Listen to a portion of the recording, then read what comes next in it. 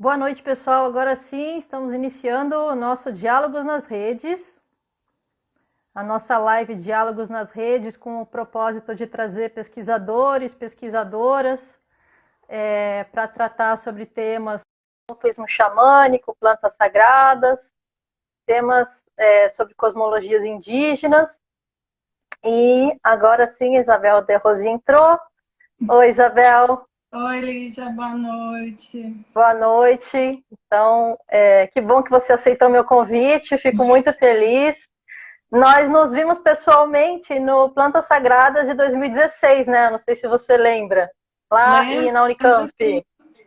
Acho que foi a E única vez que a gente se encontrou ao vivo mesmo, né? foi, pessoalmente foi a única vez. E depois, enfim, li sua tese, alguns textos, e aí senti uma, digamos, proximidade nesse sentido. Sempre ouço o nome Isabel de Rose, né? Mas então, eu gostaria de me apresentar e logo eu vou apresentar você para a gente começar a nossa live, tá?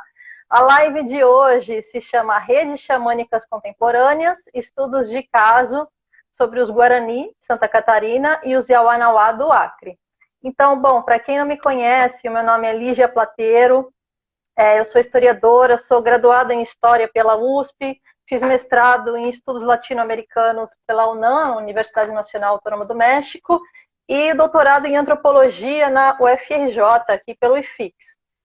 Eu participo do Laboratório de História das Experiências Religiosas, liderado pelo professor André Chevitarese, e coordeno, junto com meu colega Natson de Souza, um núcleo relacionado a xamanismos e turismo étnico. Bom, também gostaria de lembrar dos meus parceiros, o Neipe, o Chacruna, Psicocult, com vários parceiros que sempre estão aí colaborando. Bom, eu gostaria de apresentar para vocês, então, a Isabel de Rose, minha colega querida. A Isabel de Rose atualmente é professora visitante do programa de pós-graduação em antropologia da UFAL. Ela é a coordenadora do coletivo Curari, coletivo de estudos sobre religião e cura, e pesquisadora do Mandacaru, núcleo de pesquisa em gênero, saúde e direitos humanos. A Isabel de Rose é bacharel em ciências humanas, com habilitação em antropologia pela Unicamp, fez mestrado e doutorado em antropologia social pela Universidade Federal de Santa Catarina, e sua dissertação de mestrado se chama Espiritualidade, Terapia e Cura, um estudo sobre a expressão da experiência no Santo Daime, e a sua tese de doutorado se chama Tatá Endirecoi, Fogo Sagrado, Encontros entre os Guarani, a Ayahuasca e o Caminho Vermelho, de 2010. Então, que bom, Isabel, que você está aqui. Eu adoraria ouvir um pouco, então, sobre a sua tese. Faz, então, 10 anos, né, da defesa da sua tese. Muita coisa aconteceu de lá para cá. Então, nós gostaríamos, né, de pedir para você falar um pouquinho da sua tese. E a Isabel de Rose, ela fez uma proposta de esquema da nossa live diferente, que eu agradeço, inclusive, agradeço muito, Isabel, porque a Isabel propôs que eu também apresentasse um pouco sobre a minha tese de doutorado, que eu defendi no final de 2018. Então, nós vamos fazer assim: primeiro a Isabel vai falar durante 15 minutos, vai falar sobre a tese dela, sobre algumas questões que ela considera mais relevantes, depois eu vou falar durante 15 minutos, e depois nós vamos conversar um pouco, tá legal? Se alguém quiser colocar uma pergunta, coloca aqui que a gente vê se consegue responder no tempo, tá? Então, fica à vontade, Isabel, pode falar, estamos te ouvindo. Bom, gente, então, boa noite a todos e a todas. Em primeiro lugar, eu quero agradecer a Lígia pelo convite para participar dessa live. Também quero dizer que eu sou bem novata nesse esquema de live, é minha segunda vez, então desde já vou pedir desculpa por qualquer falha técnica. Mas assim, eu achei muito bacana esse projeto da Lígia de começar esses diálogos nas redes sobre esse tema, né?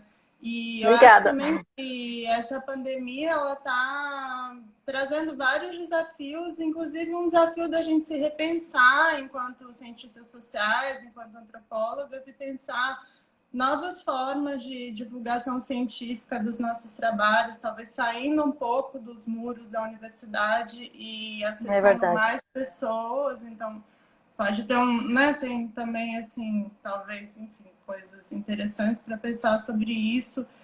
E como então, achei bem bacana essa iniciativa e também essa possibilidade de dialogar com a Lígia, que a gente, assim, né, se conhece pessoalmente ainda há pouco, mas como a Lígia estava comentando, esse ano 2020 é um ano um pouco nostálgico para mim, porque está fazendo 10 anos que eu defendi minha tese, e 10 anos é sempre, assim, um marco, né, de um ciclo, assim, dá uma impressão de muito tempo. E assim, então, além dessa questão dos 10 anos, também tem tido um aumento muito grande de pesquisas sobre temas muito parecidos com o que eu trato na tese ao longo dos últimos anos. Então, tudo eu acho que é um momento propício, né, para voltar a pensar nesse tema. E aí eu vou contar um pouco, bem resumidamente, do que foi esse trabalho, e para depois a Lígia poder falar, e a ideia, na parte mais final, a gente conseguir dialogar um pouco. Então, a minha pesquisa de doutorado, eu enfoquei uma rede xamânica contemporânea, que foi uma expressão que eu criei, né, para pensar esse fenômeno, que é uma rede autodenominada Aliança das Medicinas, que ela surgiu em Santa Catarina no final dos anos 90, a partir do diálogo entre vários grupos. Aí só apresentar todos os grupos que participaram dessa rede já é um rolê, assim, mas só muito brevemente. Ela envolveu membros de uma aldeia guarani, a aldeia em Morotiverá, localizada no litoral sul de Santa Catarina, que na verdade o eixo da minha pesquisa foi lá, então concentrei. Apesar de percorrer vários espaços e grupos ligados a essa rede, o foco foi na aldeia, em como essa comunidade guarani estava entrando nesse movimento. Aí também tinha nessa rede as lideranças nacionais de um movimento xamânico internacional, que é o Fogo Sagrado de Tsachtlatlan, que é mais conhecido como Caminho Vermelho, que eu vou apresentar muito rapidamente na sequência. Integrantes de uma comunidade local do Santo Daime, de Florianópolis, que é o céu do Patriarca São José, liderada pelo Enio Staub e pela Beth, e funcionários da equipe multidisciplinar de saúde que atendia as aldeias indígenas da região. Na verdade, esses são os atores centrais, tinha mais gente, mas assim, eu vou me ater a esses por enquanto. Então, essa rede da Aliança das Medicinas, ela é caracterizada por um fluxo multidirecional de performances rituais compartilhadas, pessoas, práticas, substâncias, incluindo a ayahuasca, entre muitas outras. Também estão circulando nessa rede uma série de conceitos, como medicina tradicional. Ai, só beber uma água, gente. Bebe uma aguinha. Oi, Sandra. Eu vi que ela entrou, aproveitando para saudar aí as pessoas que estão entrando. O Rodrigo, a Dávila também. Mas, enfim, também circulam nessa rede uma série de conceitos, né, como medicina tradicional, espiritualidade, conhecimento ancestral, que eu acho que isso é uma das questões que a Lígia trata no trabalho dela também, né? Os equívocos que estão envolvidos nas traduções desses conceitos entre esses atores que são muito diversos, assim. Então, só muito rapidamente, ô Lígia, você me avisa do tempo, tá? Mais 10 minutos, tá com tempo. Tá, não, só para eu não... Só muito rapidamente, então, o Caminho Vermelho é esse grupo neo-xamânico internacional, que ele foi fundado nos Estados Unidos nos anos 80, depois ele se expandiu para a América Latina e para a Europa.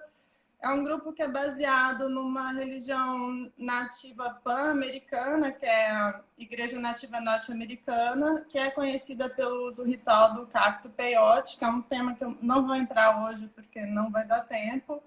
E também é um grupo muito conhecido por realizar práticas dos grupos indígenas norte-americanos, principalmente os Lakota.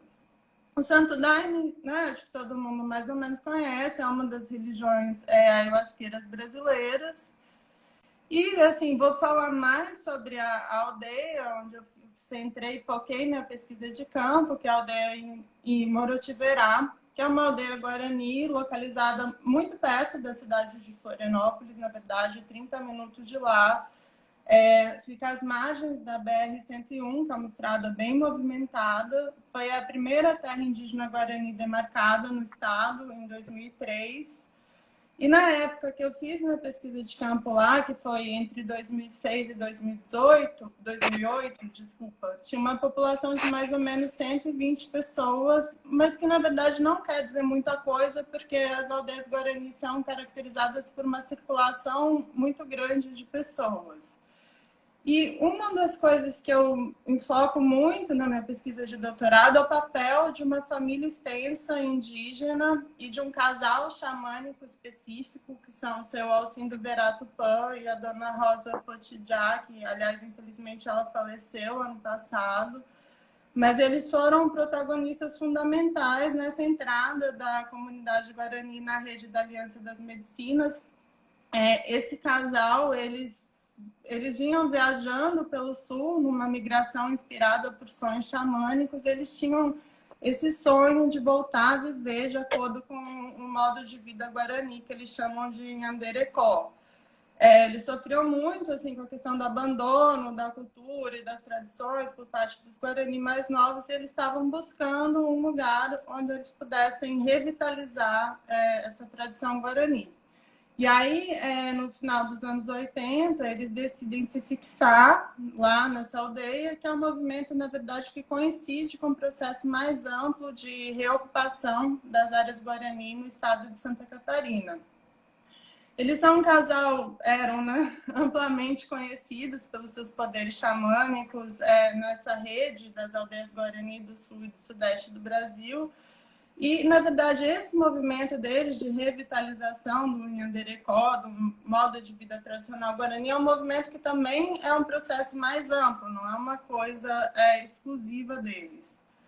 Então, a partir do momento que eles se fixam nessa terra indígena, eles dão início a um movimento que eles mesmos denominam como um projeto de valorização da tradição, que vai se intensificar a partir do final dos anos 90, e que vai incluir uma série de iniciativas criativas em áreas-chave, como saúde, educação e xamanismo. Então, várias coisas que aconteceram ao longo desse processo, mas só para destacar alguns elementos: a criação de um coral guarani, com gravação de CD, com cantos tradicionais, a construção de uma nova casa de reza na aldeia, a edificação de uma primeira escola bilíngue e a retomada da realização frequente dos rituais de reza e cura, que esse era um dos pontos centrais que eles identificavam como, assim, na análise deles, a cultura guarani estava enfraquecendo em grande medida porque as pessoas não estavam mais interessadas nesses rituais coletivos, não estavam mais interessadas no conhecimento xamânico, principalmente as gerações mais jovens, né?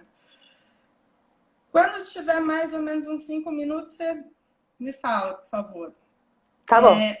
E aí, enfim, essa aldeia também, ela foi, a partir do final do início dos anos 2000, ela foi foco de uma série do interesse de uma série de atores não indígenas, como antropólogos e antropólogas e outros pesquisadores, pessoas de ONGs que estavam realizando diferentes projetos.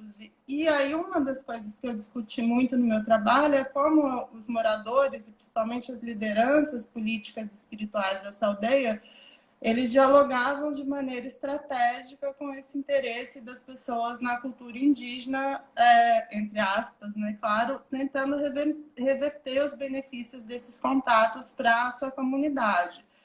Então, eu estou fazendo toda essa contextualização porque, na verdade, quando a ayahuasca chega na aldeia, ela chega num processo que já estava em andamento de revitalização da tradição e de revitalização do sistema xamânico de modo mais geral.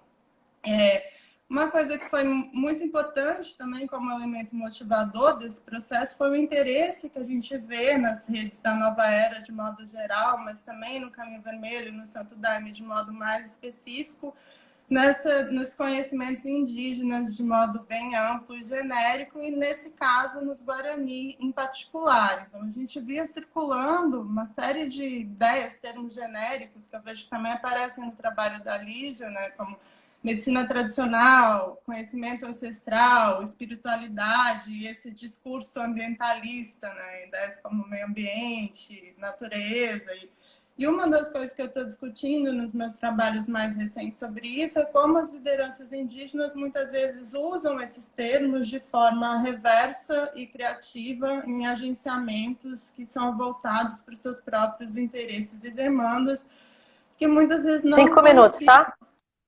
que muitas vezes não coincidem com as nossas próprias expectativas. Então, assim, só para contar rapidamente, a entrada da ayahuasca na aldeia, então, né, se dá dentro desse contexto mais amplo que eu descrevi bem brevemente aqui, e a equipe multidisciplinar de saúde indígena teve um papel muito central nesse momento, porque uma das lideranças do Caminho Vermelho estabeleceu um diálogo muito estreito com o seu auxílio com a Dona Rosa, com a família deles, e eles conseguiram propor um projeto através da ONG que cuidava da saúde indígena na época, e conseguiram recursos da Funasa durante 4 anos para um projeto direcionado para fortalecer a medicina tradicional guarani. Então, é muito interessante porque esse termo, medicina tradicional, é um termo bem central nessa rede, mas ele é interpretado de maneiras muito diferentes pelos distintos atores que estão presentes nesse contexto. Então, acho que essa ideia que você fala, né, das traduções equívocas também é uma coisa que eu tenho pensado bastante recentemente, porque a gente vê que é um termo que aparece, inclusive, nas políticas públicas. Na Política Nacional de Atenção à Saúde dos Povos Indígenas, esse é um termo fundamental e foi com base nisso que as pessoas, inclusive, conseguiram esse financiamento para esse projeto, que era direcionado para fortalecer a saúde espiritual do povo guarani, e que durante 4 anos eles conseguiram, né, implementar o uso da ayahuasca, temazcal e uma série de outras práticas, na verdade, em pelo menos 10 aldeias guarani, em 3 estados diferentes, mas a aceitação foi bastante heterogênea até hoje. Isso é uma coisa que eu acho bem importante destacar. Até hoje, isso é um processo caracterizado por falta de consenso, heterogeneidade, conflitos e essas traduções equívocas, né? Mas lá na aldeia em Morotiverá e pela família do seu Alcindo e da Dona Rosa, teve uma aceitação muito grande, respaldada em grande medida pela liderança deles. Enfim, deixa eu pensar como que eu vou fazer um mega resumo relâmpago disso. E aí eu peguei, na verdade, o processo andando, porque isso começou no final dos anos 90, eu cheguei na aldeia em 2008, não, 2006, cheguei lá, né? Então o processo já estava bem andando, e que as pessoas todas me contavam, bom, quando a gente tomou a ayahuasca pela primeira vez, a gente entrou em contato com os nossos antepassados e viu que isso era uma medicina tradicional guarani, e toda uma narrativa sobre como a ayahuasca teria ajudado a recuperar uma série de conhecimentos tradicionais ligados ao xamanismo que estavam esquecidos, principalmente com relação a cantos, danças e os aspectos mais rituais. Então, teve por mais assim, né, que eu acho, não deixando de lado a questão da heterogeneidade, da falta de consenso que eu comentei anteriormente, mas muitas pessoas da família do seu Alcindo e também, né, esses outros atores centrais que eu mapeei, Santo Daime, do Caminho Vermelho,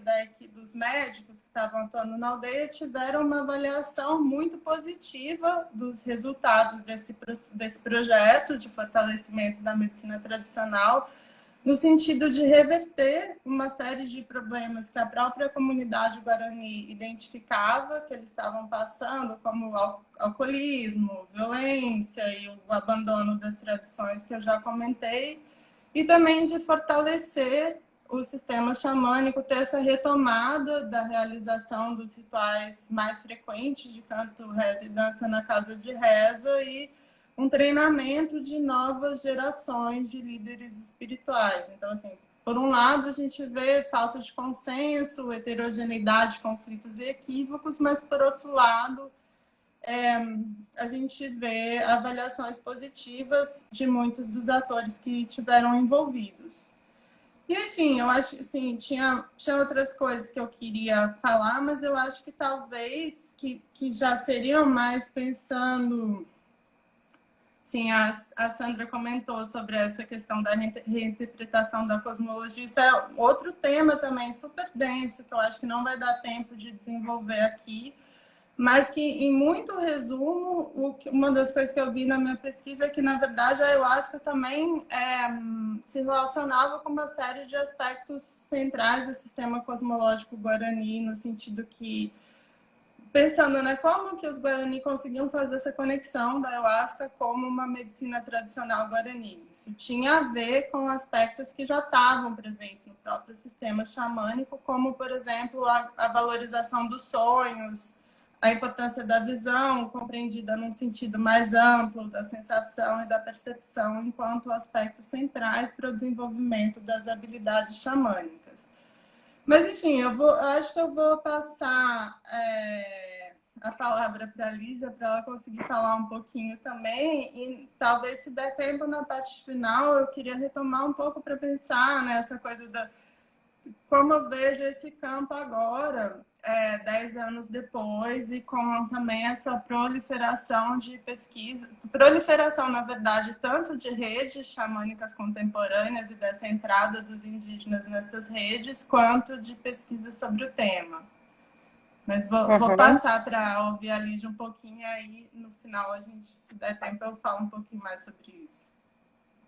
Sim, obrigada, Isabel. Adorei ouvir você. E eu percebi que tem muitas questões, né, bem semelhantes, na verdade, né?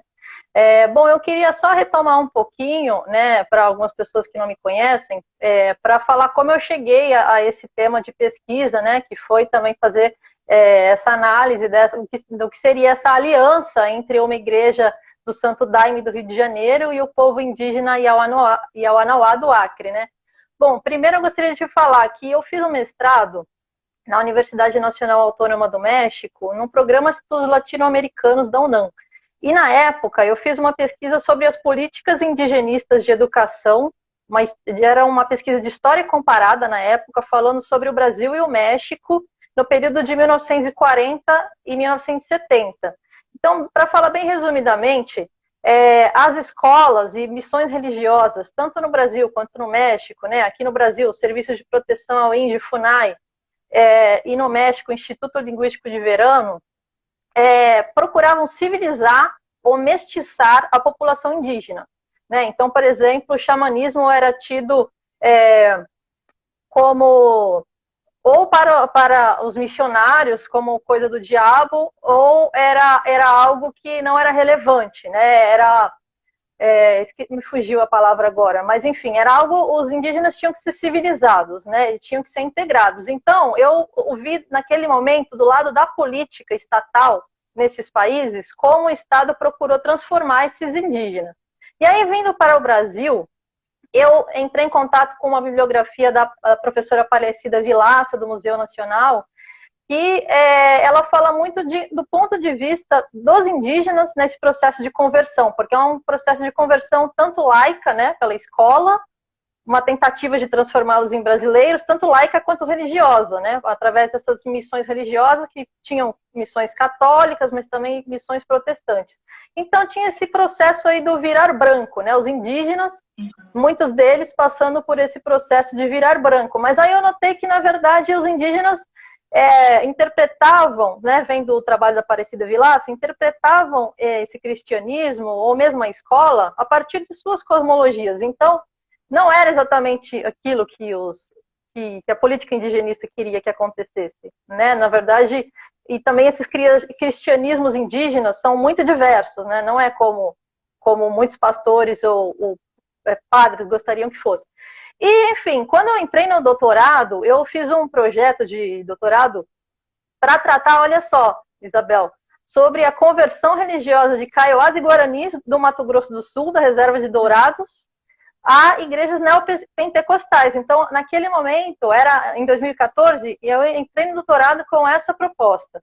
Mas ao longo do doutorado, eu percebi que estava muito difícil fazer aquele trabalho de campo, porque a reserva de Dourados é uma reserva bem violenta, enfim, vários empecilhos no meio do trabalho de campo, né? E não chegou, infelizmente, não chegou a ayahuasca lá, enfim, com mais de 30 tipos de igrejas neopentecostais, né?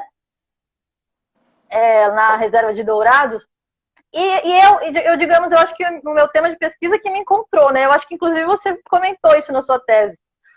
Para mim também, porque eu estava no Rio de Janeiro, porque eu sou adepto do Santo Daime desde 2010, e estava aqui no Rio de Janeiro e comecei a frequentar a Igreja Céu do Mar, que é uma igreja do Santo Daime, vinculada espiritualmente à linha do Padrinho Sebastião, né? Então é vinculada espiritualmente ao Céu do Mapiá, que fica no Amazonas, né? Um centro do Santo Daime dessa linha do Padrinho Sebastião, né? Então, só para contextualizar um pouco, o Santo Daime é uma religião híbrida que foi criada na década de 30 no Acre, por um seringueiro, né? O primeiro, Raimundo Irineu Serra, e ele já trouxe com ele todas as suas cosmologias e suas ideias no Maranhão, né? Também, inclusive, nosso colega Lucas Castrup está fazendo uma pesquisa, né, sobre as raízes maranhenses do Santo Daime. Tem várias pesquisas, a Sandra Goulart fez pesquisa sobre isso também.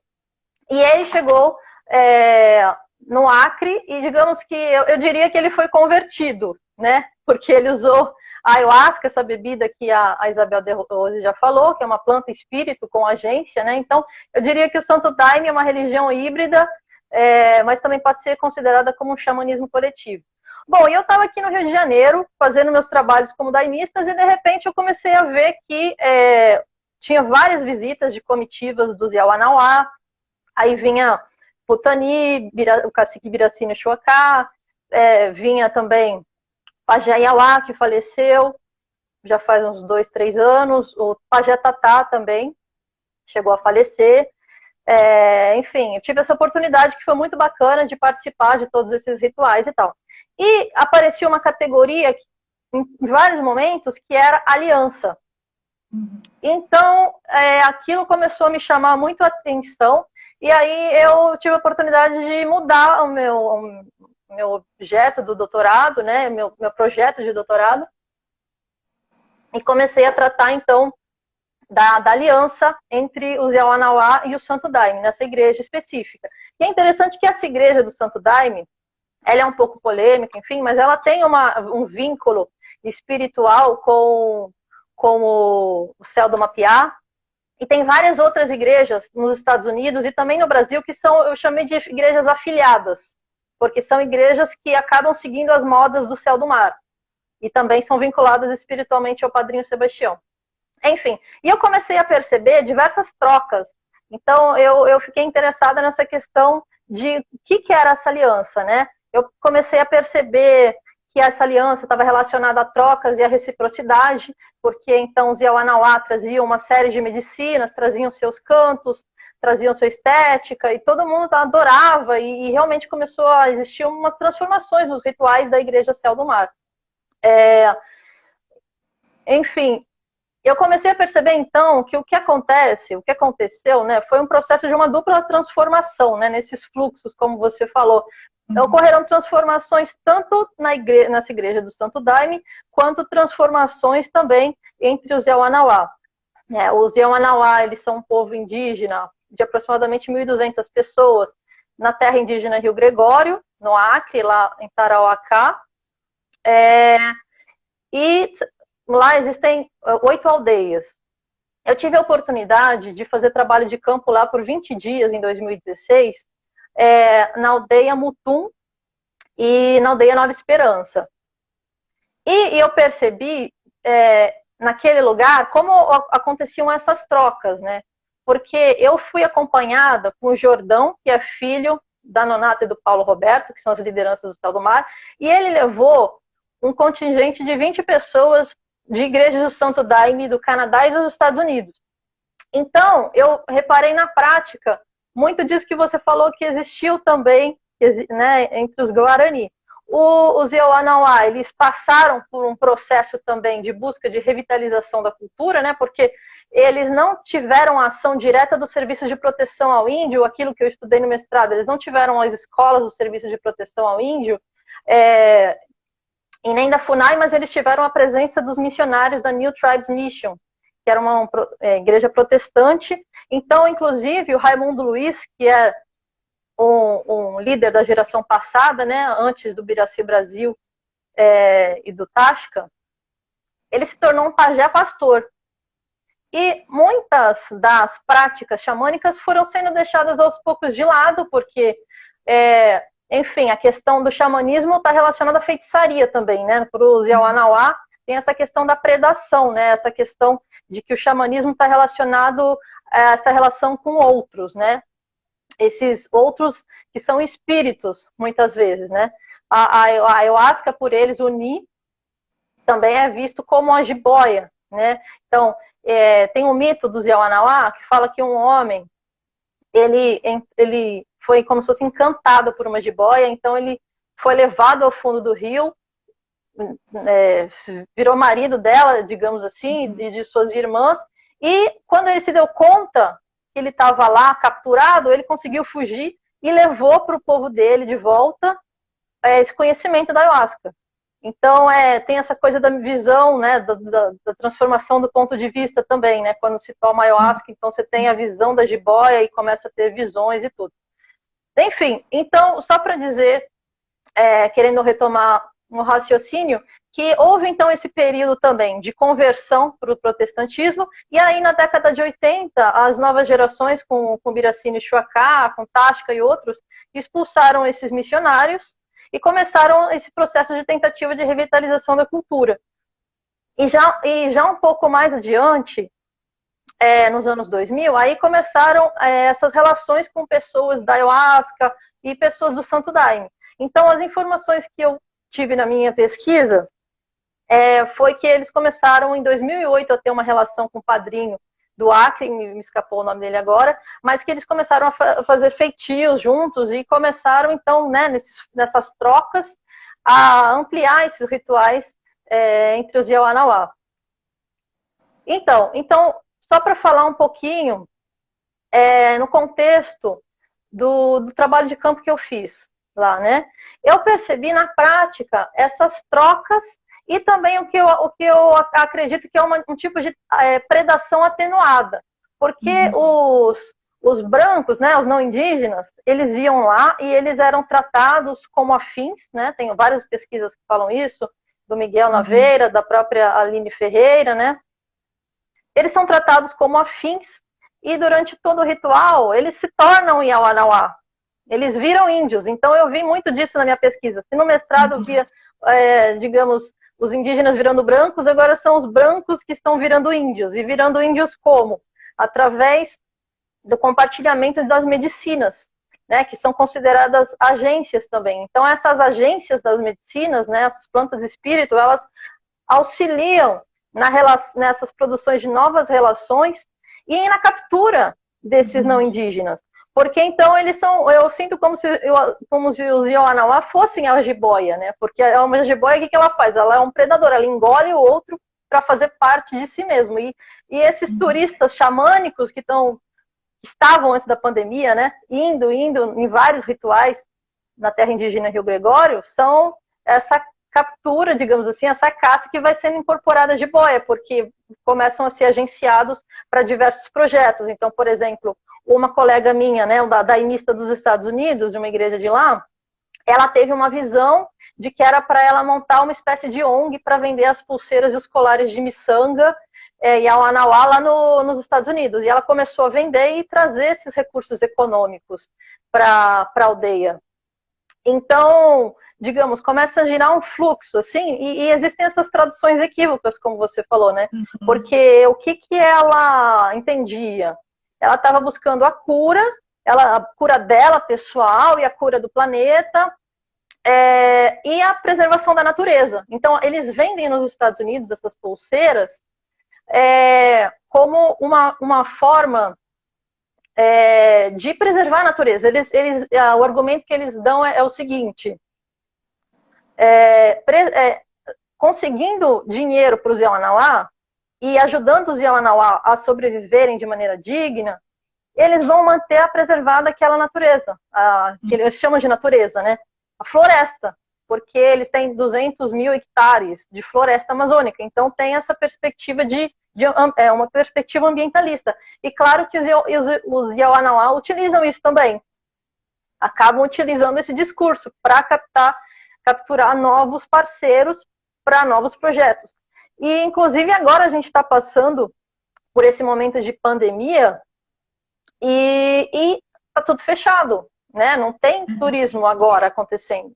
Então, eles estão passando por um período de dificuldades, porque tanto o Biracina Chuacá quanto o Táchira fecharam a passagem do rio, do Alto Rio Gregório, e eles estão lá. E agora tem uma campanha, inclusive eu ia convidar quem quiser participar dessa campanha, eles estão fazendo uma campanha para os chais, né, os cunhados, que muita gente traduz equivocadamente como irmãos, né, mas uma campanha aí para os chais que quiserem colaborar, inclusive com dinheiro, eles estão fazendo uma campanha, aliás, eu vou aproveitar e passar agora, fazer um merchan para eles aqui, www.ascy.org, que é a Associação Sociocultural Yawanawá. Aliás, eu tenho aqui o Instagram deles, deixa eu ver, só um minutinho. Aqui no Instagram, quem quiser ver, é muito legal, inclusive para ver o site, né, para ver como eles utilizam essa estética, essas imagens, essas fotos deles, para vender essa ideia do índio, né? O que é o índio? O que é os daimistas e muitos, né, nova era urbano querem estar perto da natureza e desse índio, que eu vejo que, por exemplo, para os daimistas da Igreja Sal do Mar, eles estão traduzindo a partir da linguagem da Umbanda, porque existe aliança com a Umbanda, né? Desde a época do Padrinho Sebastião, aqui com a Baixinha, com a mãe Baixinha da Oxum. Então, essa tradução também dos indígenas no Santo Daime está relacionada a essa linguagem da Umbanda, dos caboclos, né? Bom, eu acho que está terminando o meu tempo, mas eu só queria falar aqui que para o pessoal que quiser colaborar com os Yawanawá, tem aqui o Instagram deles, @campanhacura. E, pessoal, então a Sandra perguntou qual foi o termo que eu utilizei. Eu acho que eu falei um tipo de predação atenuada ou captura. Porque não é a predação como uma feitiçaria, né? Digamos assim, os daimistas ou os turistas xamânicos, eles não vão lá para ser enfeitiçados, não é nada disso. Mas esses daimistas, eles começam a virar índios à sua maneira, desde a sua maneira de entender o que é ser índio, porque eles se tornam cunhados e aí começam a utilizar toda aquela estética e através das medicinas da floresta eles se tornam índios e começam a ser agenciados para diversas ações e projetos econômicos. Bom, eu queria encerrar também, Isabel, eu queria dar um tempo aqui para a gente conversar sobre outros assuntos e eu vou adorar ouvir você falando um pouco sobre o que você acha, né, dessa diferença, então, nessa rede xamânica mundial, que aumentou incrivelmente, e acredito que é muito diversa, né, não dá para falar, é assim ou assado, porque existem várias categorias que, dependendo do grupo, se é Yawanawá, ou se é Guarani, ou se é Fogo Sagrado, ou se é União do Vegetal, vão utilizar categorias diferentes, né, então, assim, bom, gostaria de ouvir você um pouquinho. Eu acho que, né, como a Lígia contou um pouco como ela chegou no campo, eu acho que tem umas alunas da UFAL também assistindo, acho que eu vou contar rapidinho essa história também, que elas ainda não ouviram, mas que tem um pouco a ver com a Lígia, com a história da Lígia, porque, na verdade, quando eu entrei no doutorado com um projeto de pesquisa que era completamente diferente, porque eu tinha feito umas viagens para o Acre, eu tinha me apaixonado pela Barquinha. E aí meu projeto de doutorado era para fazer pesquisa lá na Barquinha. Outro rolê, nunca tinha pisado numa aldeia indígena na vida, não sabia nada sobre etnologia. E aí, na época que entre eu fazer a seleção e de fato entrar no doutorado, aconteceram várias coisas que me levaram a rever. Então, quando eu de fato entrei, eu já estava pensando em mudar o projeto, mas eu não sabia o que eu ia estudar. E aí, na época, eu tinha feito um levantamento de possíveis temas, e um deles era essa questão da aliança das medicinas e da entrada dos Guarani nas redes da ayahuasca. E todo mundo que eu falava, assim, tipo assim, não, eu tô interessado. Não, isso é muito legal, você tem que pesquisar isso é incrível, isso é muito legal, isso é incrível.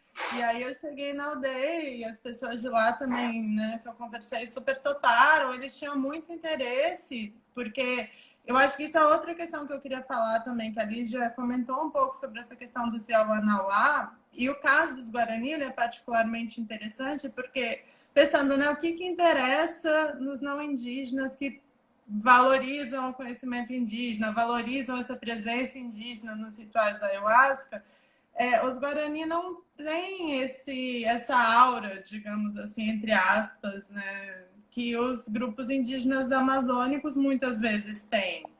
E, ao mesmo tempo, eles não têm nenhuma conexão, assim, até onde se saiba, né? Nenhuma conexão histórica ou arqueológica com os da ayahuasca. Não existia nenhum registro. Então, tinha várias questões, assim, para entender. Porque como que um povo que até onde se sabe nunca tinha usado essa bebida está reivindicando isso como uma medicina tradicional? E como, né, eu acho que é um caso particularmente interessante por isso. É uma população indígena muito estigmatizada, marginalizada, invisibilizada, que sofre preconceito, que luta até hoje para demarcar suas terras. São terras que estão em áreas, muitas vezes, de preservação ambiental, que sofrem especulação imobiliária, enfim, são grupos estigmatizados em muitos níveis, e eu acho que por isso que, nesse caso, essa que é tão interessante, né? Como eles entram nessa rede, como a partir dos agenciamentos criativos eles capitalizam isso para direcionar para os interesses deles. Que eu acho que também você falou um pouco sobre isso com relação aos Yawanawá, né? E aí, assim, eu acho pensando, né, essa questão do que mudou, assim, já comentei antes, acho que um crescimento, um aumento, né, muito grande da entrada dos grupos e representantes indígenas nas redes da nova era da ayahuasca, e um trânsito multidirecional, que acho que várias pesquisas, né, ali já falou, e várias pesquisas apontam para isso. Então, ao mesmo tempo que os grupos indígenas vão para cidades nas mais diferentes partes do mundo, as grandes cidades, as pessoas também viajam para as aldeias, para esses festivais culturais, e um aumento muito grande nas pesquisas sobre essas redes xamânicas contemporâneas, que eu acho que também é uma das coisas que está mudando as pesquisas sobre religiões ayahuasqueiras em geral, porque, na minha avaliação, eu acho que essas pesquisas, durante um certo tempo, tiveram um caráter muito militante e endogâmico, ligado a um movimento de legalizar e legitimar os usos rituais da ayahuasca,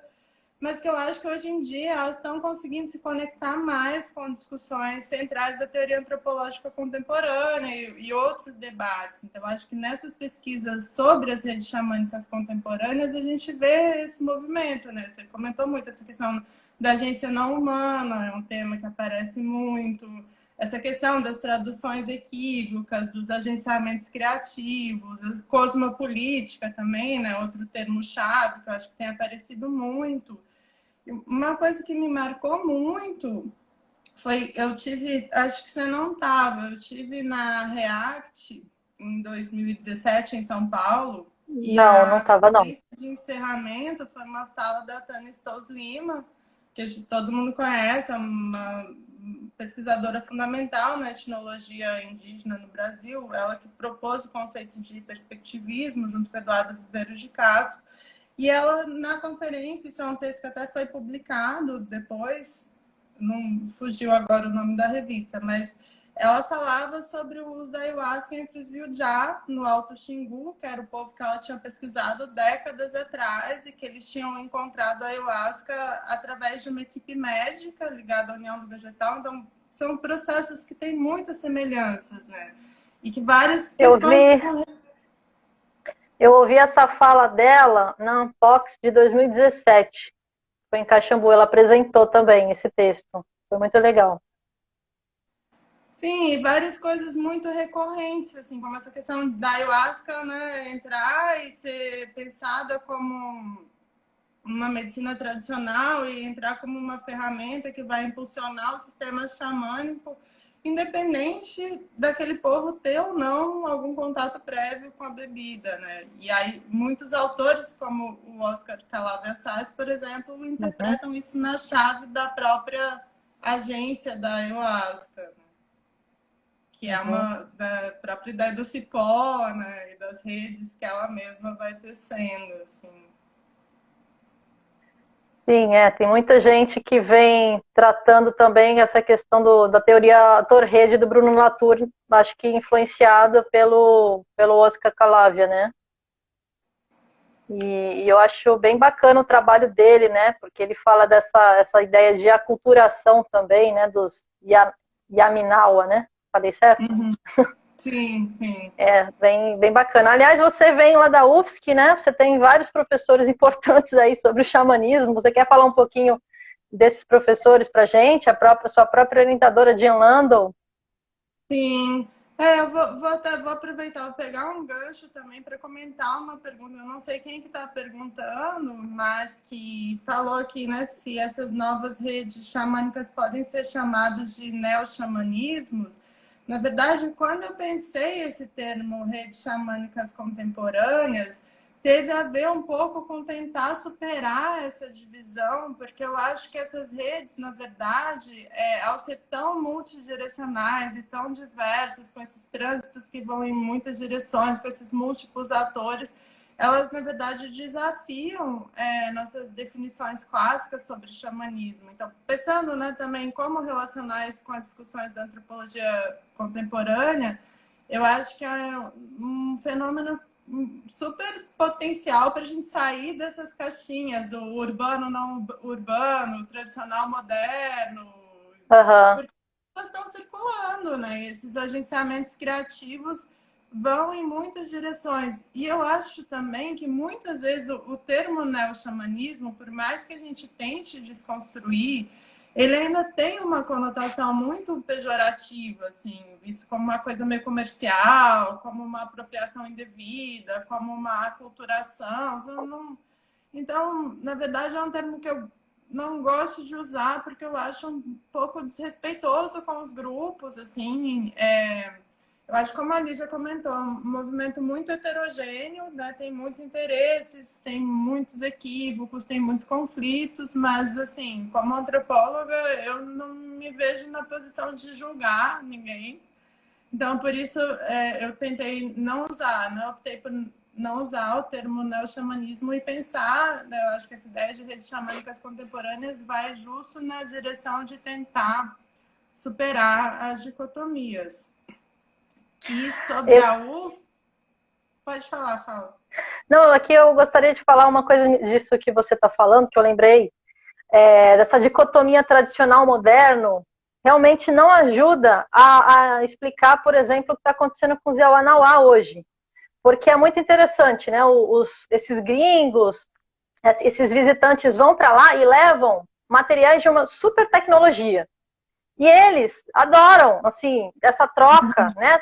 Então, por exemplo, eu vivenciei, tem uns rituais de troca também, né? Eu vivenciei, por exemplo, um momento em que um gringo encontrou com a Júlia Yawanawá, que é uma coordenadora lá de uma cooperativa, e ele entregou para ela uma máquina dos Estados Unidos super potente para, assim, várias máquinas para fazer pulseiras de, como se fala, sementes naturais, para furar sementes naturais, para fazer um monte de coisa.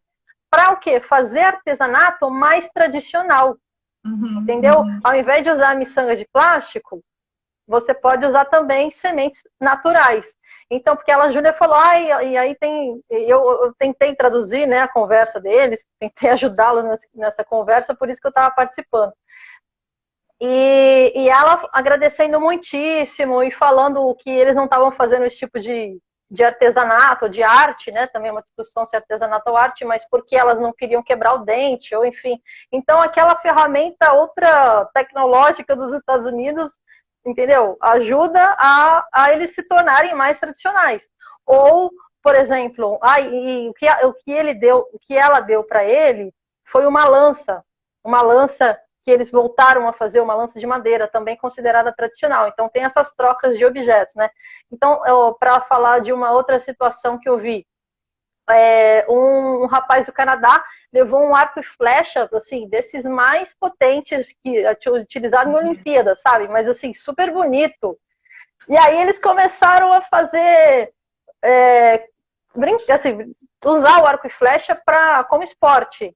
E aí, inclusive, eu vi que o Xaneihu falou que abriram um outro festival em outra aldeia, na aldeia Iauarani, que é liderada pelo Nani, porque antes era só na aldeia Nova Esperança. Depois abriu o festival também na aldeia Mutum, chefiada pela cacique Mariazinha e pelo Tasca. E agora tem também na aldeia Iauarani, com o Nani. E aí eu vi o Xaneihu falando, depois da pandemia, nós vamos ter vários jogos aqui na aldeia Iauarani, vamos ter inclusive arco e flecha, campeonatos de arco e flecha e tal, entende? Quer dizer, tem alguma coisa para nossa cabeça ocidental mais tradicional indígena do que o arco e flecha? Entende? Só que é um negócio super moderno.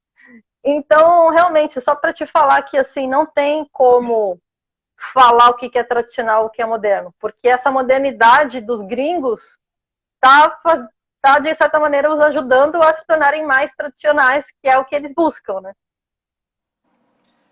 Não, eu acho que para mim, nessa eu tô super com altura, assim, tipo, jamais fomos modernos, sabe? Eu acho que essa é uma dicotomia que super não ajuda, assim, a pensar. E é interessante quando a gente está dialogando com um fenômeno tão contemporâneo, porque é um fenômeno que ele explode essas dicotomias, e que se a gente fica preso nelas, a gente vai produzir análises que são muito reducionistas, né? Que não conseguem captar a complexidade e a dinamicidade desses movimentos. Então, acho que é um desafio, né, epistemológico mesmo, pensar novas categorias, inclusive, que é uma coisa que eu tenho tentado fazer também nos meus trabalhos mais recentes, pensar novas categorias em diálogo com os nossos interlocutores indígenas, porque as lideranças indígenas que estão circulando nessas redes, elas desenvolvem habilidades incríveis, que é uma coisa que você fala no seu trabalho também, né, de tradução de conceitos. Então, eu acho super interessante a gente dialogar com essa potência tradutiva e pensar novas categorias em diálogo com esses interlocutores que estão aí, como nós, né, circulando nessas redes e pensando esse movimento todo. E aí, só assim, comentar rapidinho essa questão da UFSC. Na verdade, eu comecei a pesquisar ayahuasca na graduação, né? Eu me apaixonei, eu comecei a tomar ayahuasca na graduação, mais ou menos meio da graduação, acho que eu tinha uns 19, 20 anos. Aí eu me apaixonei, me joguei, assim.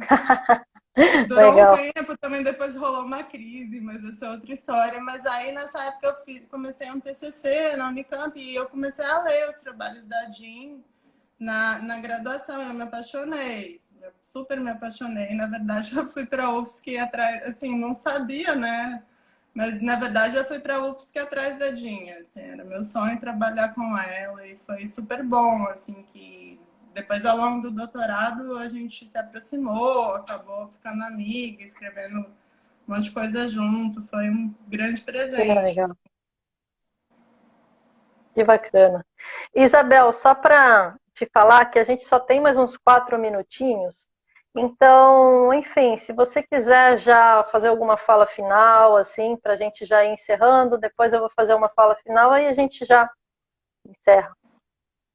Bom, eu acho que eu tinha até falado com a Lígia, né, assim, nas entrelinhas, antes da gente começar a live de fato, mas acho que é uma primeira conversa, uma conversa que tem potencial de continuar, porque eu estou bem interessada, assim, em pensar, né, todo esse movimento que está acontecendo nessas pesquisas sobre o tema, essa coisa, esse marco dos 10 anos, né, então pensar esse movimento de 10 anos de pesquisa e tal, então Queria agradecer também todo mundo que acompanhou a gente.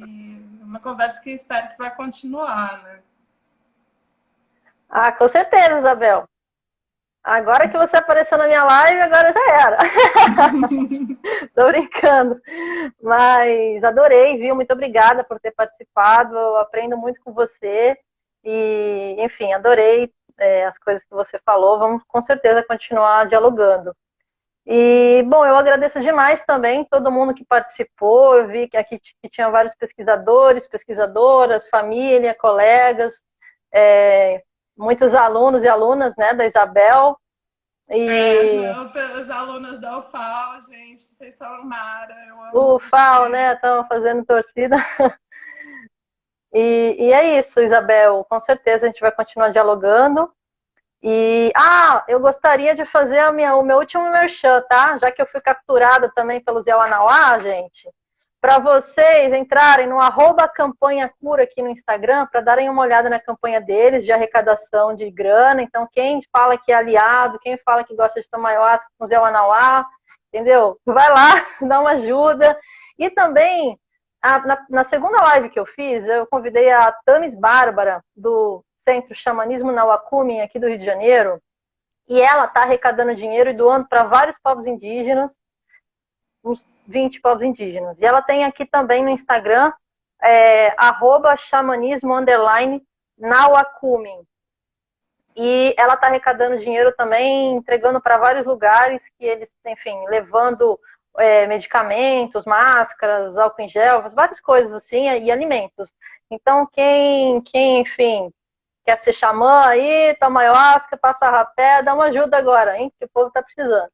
Tá? Essa pandemia não tá fácil para ninguém, mas para eles está pior ainda, né? A gente tem acompanhado os números do Covid e, enfim, eles estão com várias debilidades, inclusive porque muitos povos não conseguem sair das suas terras indígenas ou reservas para ir buscar os R$ 600 na cidade. Então, realmente estão passando por muita necessidade. Então, muito obrigada, a Isabel, todo mundo que curtiu aqui com a gente. Espero que tenha sido rico para todo mundo. Tá bom? Obrigada, Lígia, mais uma vez também. Para o pessoal que perguntou, a gente somos as duas novatas, mas vamos tentar deixar salvo. Isso, vou tentar. Isso funciona. Isso aqui no IGBT, tá? Muito obrigada, gente. Beijos para todos e todas. Valeu, gente. Valeu. Uhul. Tchau. Tchau, Lígia. Boa noite. Obrigada. Boa noite. Brigadão. Tudo de bom. Até Valeu, logo. Sandra. Obrigada, viu? Isso. Isso aí, Sandra. Adorei te ver aqui.